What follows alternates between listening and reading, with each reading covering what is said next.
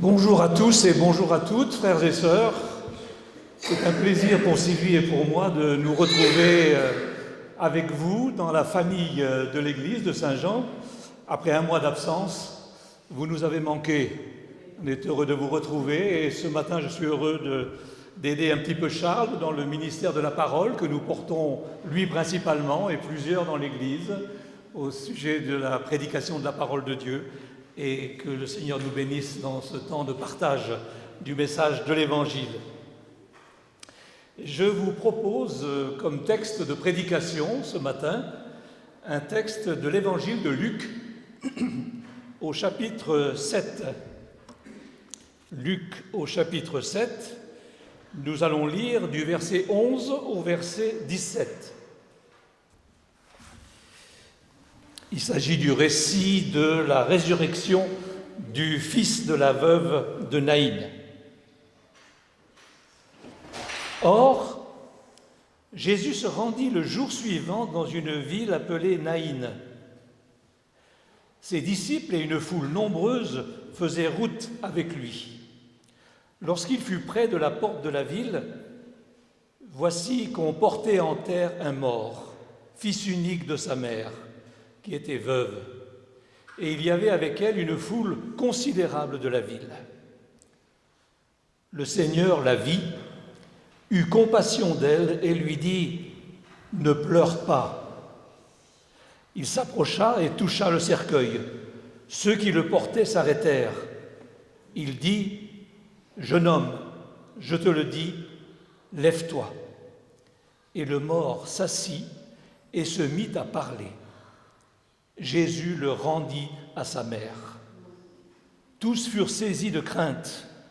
Ils glorifiaient Dieu et disaient « Un grand prophète s'est levé parmi nous et Dieu a visité son peuple. » Cette parole se répandit à son sujet dans la Judée tout entière et dans tous les environs.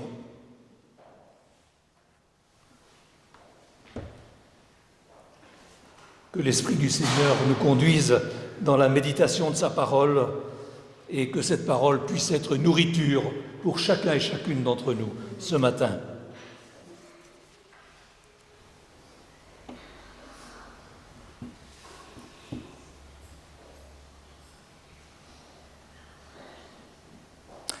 Face aux événements de la triste actualité de cette semaine, et en particulier la mort horrible de cette petite collégienne de 11 ans, Louise, j'avais besoin de partager avec vous ce matin, frères et sœurs, une parole positive, tellement ce genre de drame nous tient prostrés, anéantis presque.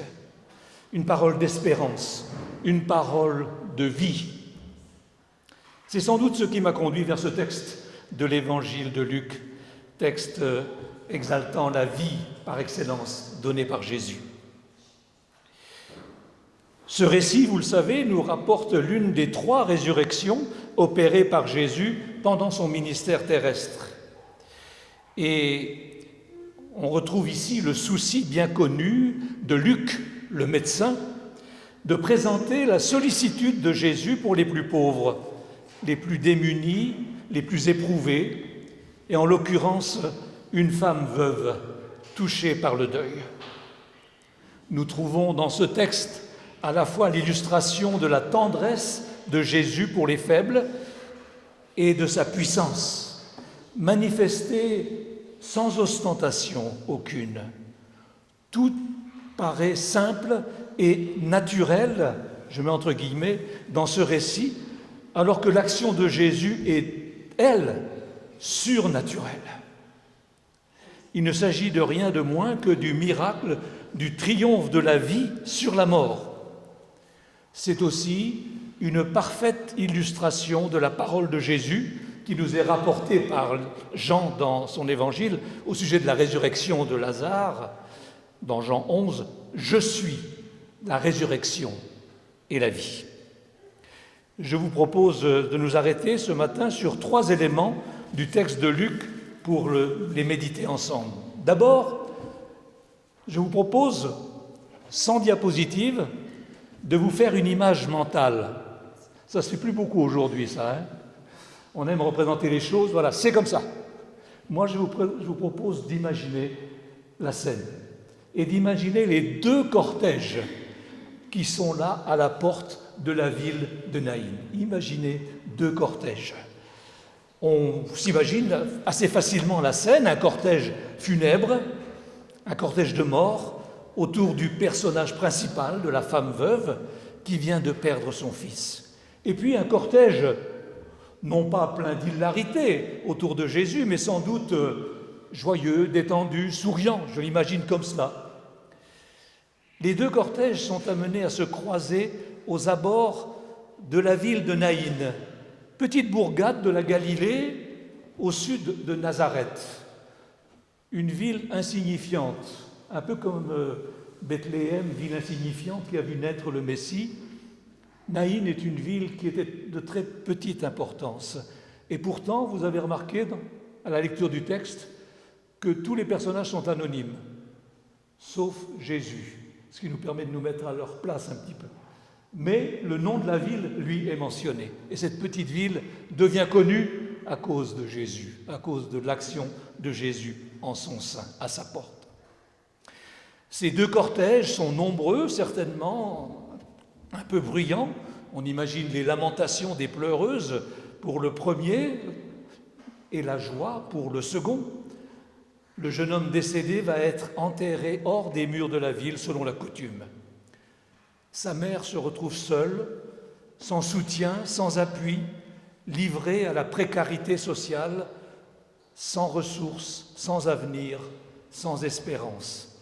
Elle apparaît un peu comme le prototype de la veuve qui est mentionnée à plusieurs reprises dans l'Ancien Testament, dont il fallait prendre soin, dont la communauté devait prendre soin pour l'assister. Mais elle est dans cette épreuve terrible. Certes, elle n'est pas esseulée en ce jour d'obsèques, mais elle va sans doute vite éprouver une grande solitude dans sa vie de tous les jours. Voilà l'image globale de notre texte. Ensuite, je vous propose de nous arrêter sur le regard de Jésus. Luc insiste sur ce point. Je dis insiste parce qu'il le mentionne. Jésus vit cette veuve.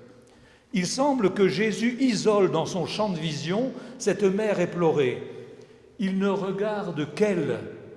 Un peu comme dans un enterrement, nos yeux se fixent prioritairement sur les personnes proches du défunt ou de la défunte. C'est elle, lui, qu'on regarde. Jésus regarde cette femme. Il la voit, je dirais, il ne voit qu'elle.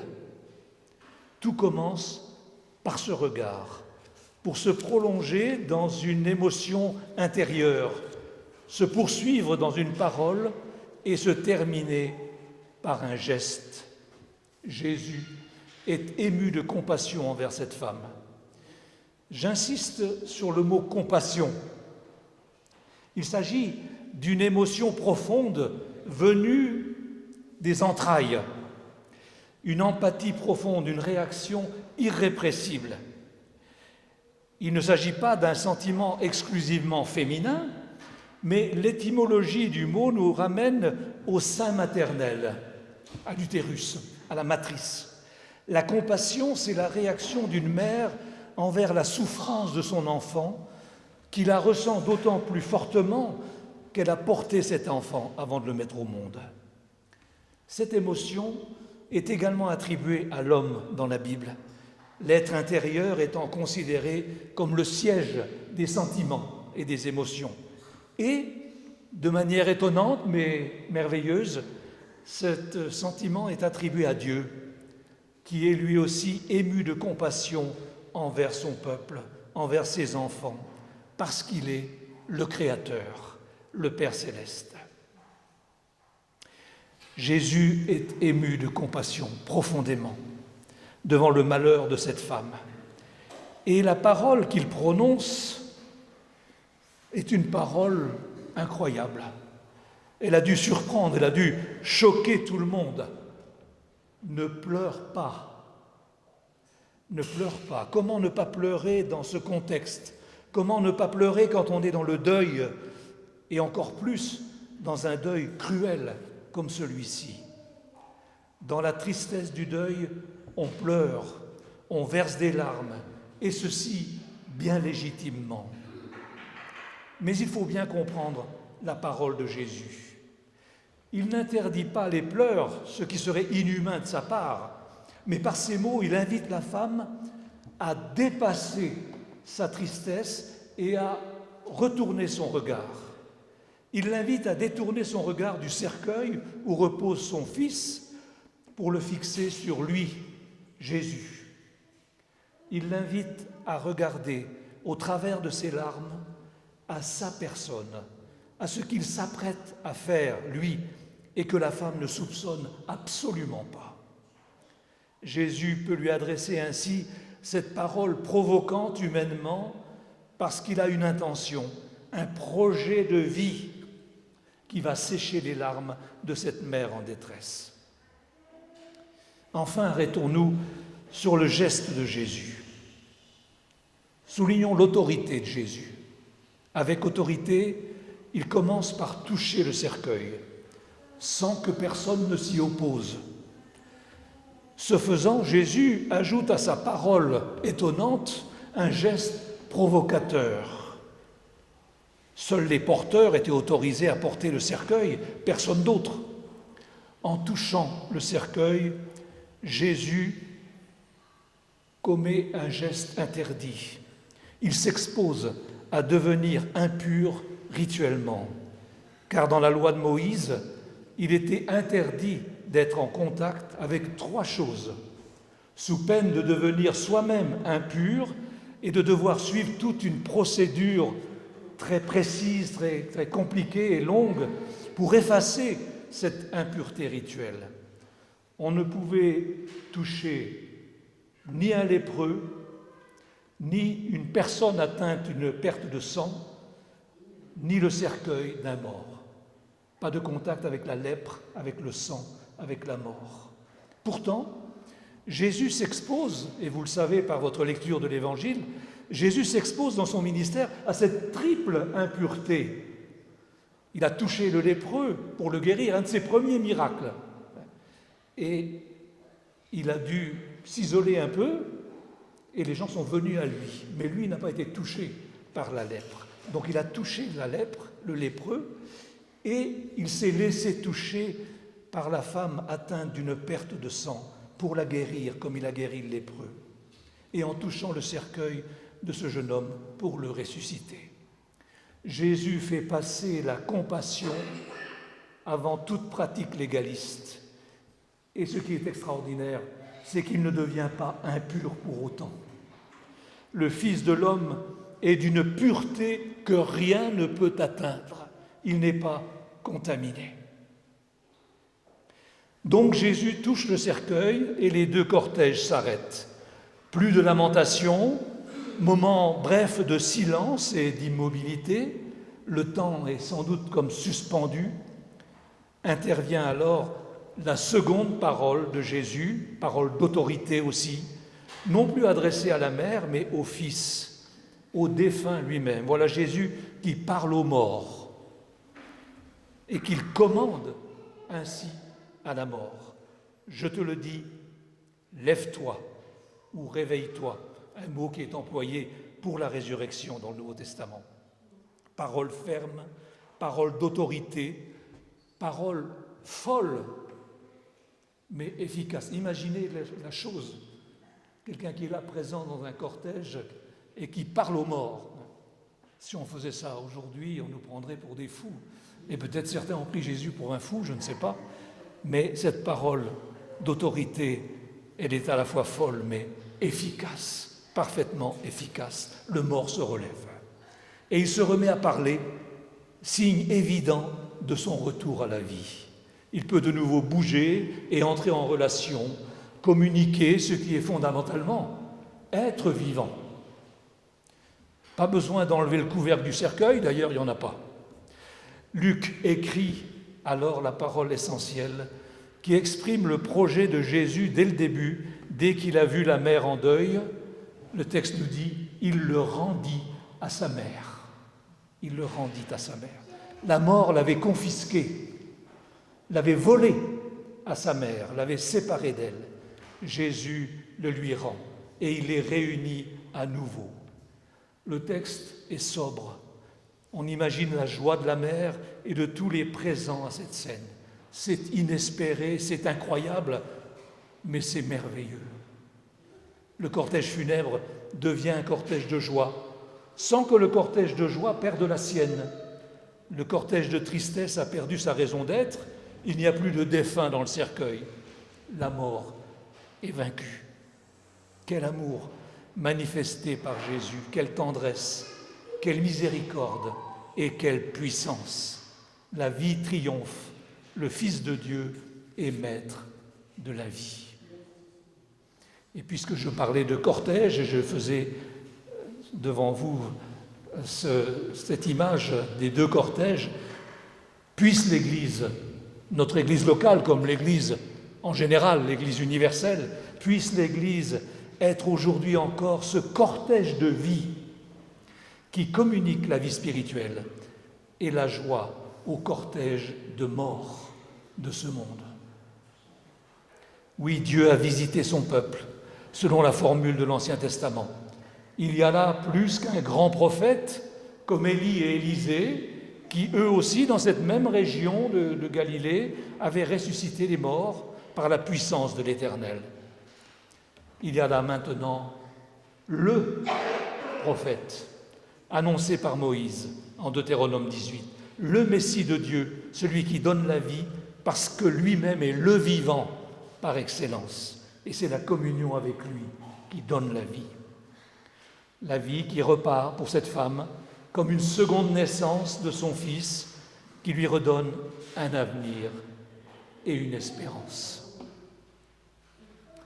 En conclusion, la parole que je voudrais retenir pour nous ce matin, dans les diverses épreuves de notre vie, qui ne sont pas toujours des épreuves aussi tragiques que celles racontées par ce récit, mais dans toutes les difficultés de notre vie, cette parole que je veux faire ressortir, c'est la suivante, celle de Jésus lui-même. Ne pleure pas. Ne pleure pas. Cette parole que Jésus adressait à la veuve en son temps, je crois que Dieu nous l'adresse ce matin de manière personnelle. Il nous l'adresse même si nos pleurs ne sont pas extériorisés et restent confinés en notre être intérieur sans que les autres autour de nous les voient ou les soupçonnent forcément. Pour ceux et celles parmi nous qui sont en deuil à cause du décès d'un proche, ne pleure pas. Jésus dit « Je suis la résurrection et la vie ». Pour ceux et celles qui sont en situation d'échec, ne pleure pas sur ton échec. Dieu donne un avenir et une espérance, là même où on ne voit pas d'issue. Y avait-il une issue pour ce défunt dans le cercueil? Humainement, non. Et voilà que quelque chose surgit par l'intervention de Jésus. Dieu donne un avenir et une espérance. Pour ceux et celles qui connaissent un temps de déception relationnelle ou professionnelle, ne pleure pas. Je pourvois à tous tes besoins, sur tous les plans, d'une manière ou d'une autre. Pour ceux et celles qui ploient sous le fardeau d'illusions perdues, d'espérances déçues, ne pleure pas. J'ai d'autres projets pour toi, bien meilleurs que ceux que tu avais forgés toi-même. Pour ceux et celles qui sont dans la crainte quant à l'avenir ou qui sont dans les soucis financiers, ne pleure pas. Le lendemain aura soin de lui-même. Et je suis tous les jours avec toi. Pour ceux et celles qui sont en souci par rapport à leurs proches, à leurs enfants, petits-enfants, arrière-petits-enfants, ne pleure pas. Je prends soin de tes bien-aimés. Pour ceux et celles qui souffrent à cause de la maladie ou de l'accident, ne pleure pas. Je suis le Dieu qui guérit et tu peux me faire confiance pour ne pas t'abandonner dans ton épreuve. Confie-toi en moi, dit Jésus, fais-moi confiance. Je suis le maître de la vie. Je suis le maître de ta vie. J'ai compassion de toi. J'essuie les larmes de tes yeux dès maintenant et jusqu'à mon retour où tout sera parfait. Car je t'aime. Amen.